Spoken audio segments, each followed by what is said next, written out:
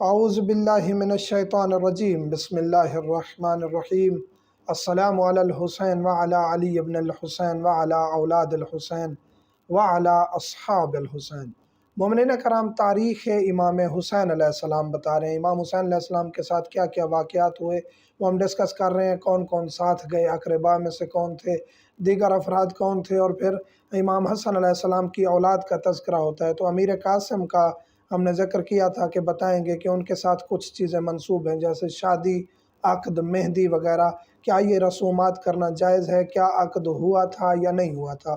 اس کے بارے میں کچھ چیزیں ہیں جو ہم تفصیل سے بتائیں گے۔ پہلی بات یہ ہے کہ یہ عقد یا شادی کا کنسیپٹ 910 ہجری سے پہلے نہیں تھا، کسی بھی کتاب میں ثابت نہیں ہے 910 ہجری سے پہلے، اور واقعہ کربلا 61 ہجری کو ہوا تھا، یعنی 850 سال بعد ملا کاشفی نے اپنی کتاب روضۃ الشہداء جو فارسی میں ہے اس میں لکھا ہے کہ جناب امیر قاسم کا عقد ہوا تھا، مولا حسن کی وصیت تھی، اس وجہ سے امام حسین علیہ السلام نے اپنی بیٹی کے ساتھ عقد کر دیا تھا۔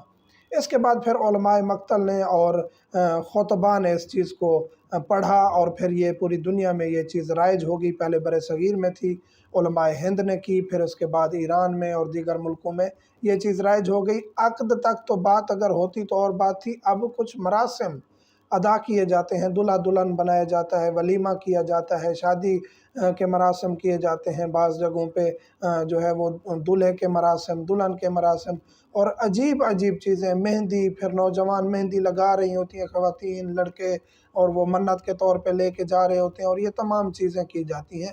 ایک دن منسوب ہے، بعض جگہوں پہ 8 محرم الحرام، بعض پہ 9 محرم الحرام، تو امیر قاسم کے ساتھ ایک دن منسوب ہے، اس میں کوئی شک نہیں ہے، منا سکتے ہیں، جس طرح کہ جناب علی اصغر کے ساتھ عرب میں 9 محرم الحرام منسوب ہے۔ اسی طرح اگر جناب عباس کے ساتھ 7 محرم الحرام منسوب ہے، تو مختلف علاقوں میں یہ مختلف ہو سکتے ہیں۔ تو یہ اگر منسوب ہے دن اور اس دن مصیبت منائی گئی ہے، اس میں کوئی حرج نہیں، لیکن شادی، مہندی اور یہ تقریبات، اس پہ اشکال ہے، اور یہ درست اس لیے نہیں ہے۔ پہلی بات تو یہ ہے کہ اگر عقد کو مان لیں، فقط عقد ہوا تھا تو عقد ہوا تھا، اس کے علاوہ کوئی شادی وغیرہ نہیں ہوئی تھی، اور ان کی عمر بھی نہیں تھی۔ حضرت امیر قاسم کی عمر 11 سال، ایک روایت کے مطابق 13 سال تھی، اور اس عمر میں نہ شادی ہوتی ہے، نہ کربلا کا ایسا ماحول تھا جہاں شادی ہوئی تھی۔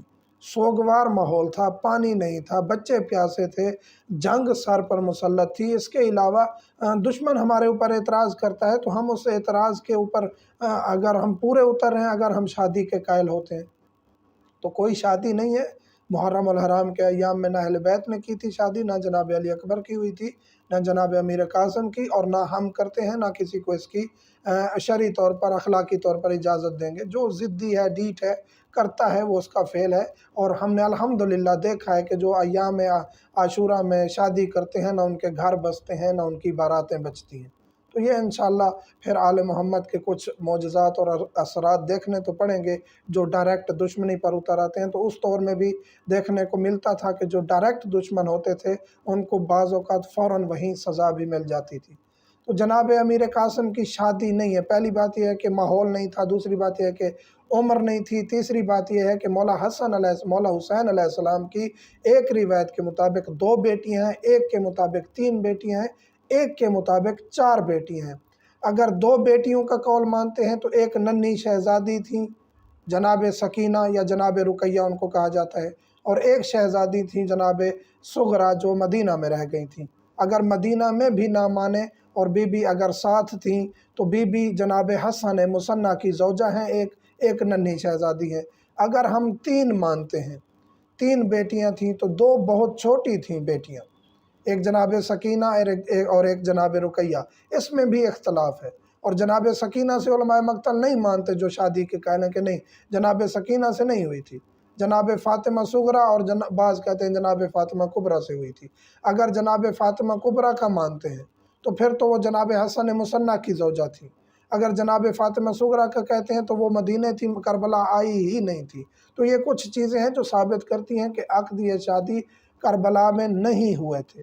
اس کے بعد کچھ چیزیں ہیں جن کو ہم یعنی یہ ملا کاشفی نے ذکر کیا، اس کے بعد 2 سال بعد علامہ طریحی نے اس چیز کو ذکر کیا، پھر یہ مقتل دربندی میں علامہ دربندی نے مقتل میں اس کو ذکر کیا، اس کے بعد شیخ حبیب اللہ کاشانی نے اس کو ذکر کیا اور خطبہ اس کو پڑھ رہے ہیں۔ تو آج بھی خطبہ اور علماء کہتے ہیں کہ اگر فقط عقد کے ہم قائل ہو جائیں تو اس میں قباحت نہیں ہے، لیکن نہ شادی ہے، نہ مہندی ہے، نہ یہ رسومات ہیں، اور یہ رسومات معذرت چاہتا ہوں، اور یہ رسومات توہین ہیں اہل بیت کی، توہین ہے مصائب کی، کہ شادی اور مہندی اور یہ اتنی بڑی رسومات۔ ہاں اگر علماء کہتے ہیں آپ نے مہندی کہیں ایک کونے میں رکھ دی اس حسرت سے کہ ان شہزادوں کی مہندی ہونی تھی، شادی ہونی تھی اور یہ پہلے شہید کر دیے گئے، تو یہ حسرت اور مصائب درست ہے، لیکن مہندی لگانا، مہندیاں اٹھا کے اس کو سجا کے بارات کی طرح نکالنا، دلہا دلہن نکالنا، اس کی اجازت نہیں ہے۔ اب آتے ہیں مراجع عظام کیا فرماتے ہیں اس کے بارے میں۔ آیت اللہ خوئی کہتے ہیں میرے نزدیک نہ عقد ثابت ہے نہ شادی، آیت اللہ خوئی نے اس کی نفی کر دی۔ آیت اللہ سستانی نے بھی اس کی نفی کر دی کہ ہمارے نزدیک نہ عقد ثابت ہے نہ شادی، اور اس کے علاوہ اگر آبر کے کچھ فتاویٰ ہم نے دیکھے ہیں تو اس میں ہمیں نہیں ملا، اور پھر ہم نے سوالات کیے تو ان سے بھی یہی جواب ملا ان کے دفتروں سے کہ وہ بھی اس چیز کے قائل ہیں کہ نہ امیر قاسم کا عقد ہوا تھا نہ ان کی شادی۔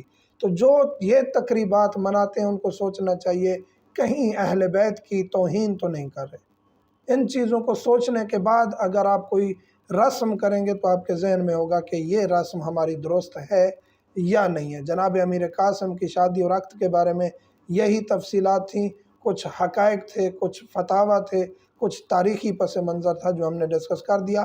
فیصلہ آپ پر چھوڑتے ہیں، گالم گلوچ فلاں گندہ ہے، فلاں گندہ ہے، اس نے اس چیز کی نفی کر دی، اس نے اس چیز کی نفی کر دی، یہ خدا نہ خواستہ نعوذ باللہ من ذالک عقائد اور ارکان اسلام کی نفی نہیں ہو گئی۔